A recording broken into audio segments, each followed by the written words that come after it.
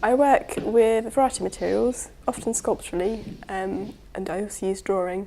My practice is driven by an alchemistical approach to materials, transforming materials from one thing into another. I often use textiles or textile processes in conjunction with sort of hard industrial urban materials. I'm interested in that very integral, close relationship between humans and the natural world, very sort of subtle interactions. Like, for example, moths that evolved in the Industrial Revolution to become the colour of the soot on the trees, which had been deposited there from the coal burning. And so those kind of little things in evolution that happen, little changes, that they're very sort of two-way.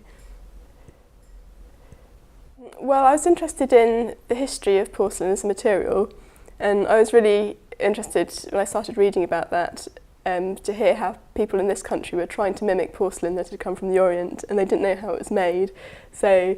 they were trying lots of different experiments with materials like silica and glass and clay and bones to try and create this same effect of pure white, which was quite unusual at the time.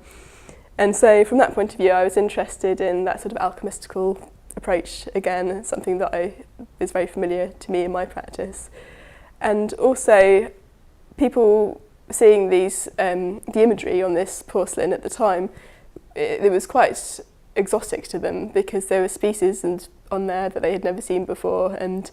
I was interested in that side of things as well and wanting to kind of recreate that mysticism or exoticism. So I was looking at imagery of things that aren't immediately available to us in everyday life, so like microscope images of pollen grains or tiny seeds and things like that, and internal body parts and textures from inside the body. So, but without directly referencing them, I just kind of looked at them and absorbed them first, and then just wanted to create something that sort of lies in between all those things, so it's quite ambiguous. Apparently porcelain, some people believe that porcelain was so called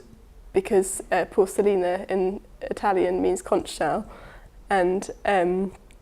people thought that it was actually made from shells at one point, and there were a lot of pieces, of which there are some in the Bow archive, of pieces made from porcelain to look like shells, and apparently they were quite often exhibited together with real shells, and it's that whole sort of whether these things are artificial or natural, that relationship between the two that was interesting as well.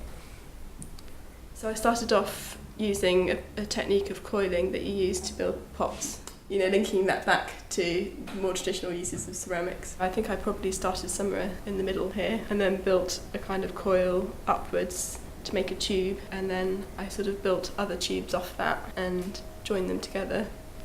As I built down this part,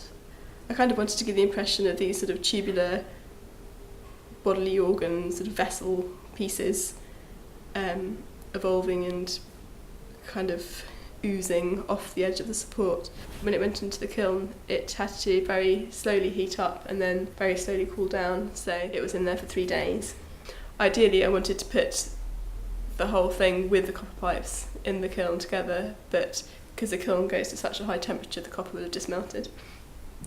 The next stage, I want to build upon that sort of flesh-like appearance. This is the bit I really enjoy actually, is kind of getting this gradual transition from this industrial hard cold object to something that's much more organic and fleshy, and I've just been doing various tests of materials to use as a surface on the paper clay with porcelain to make that transition.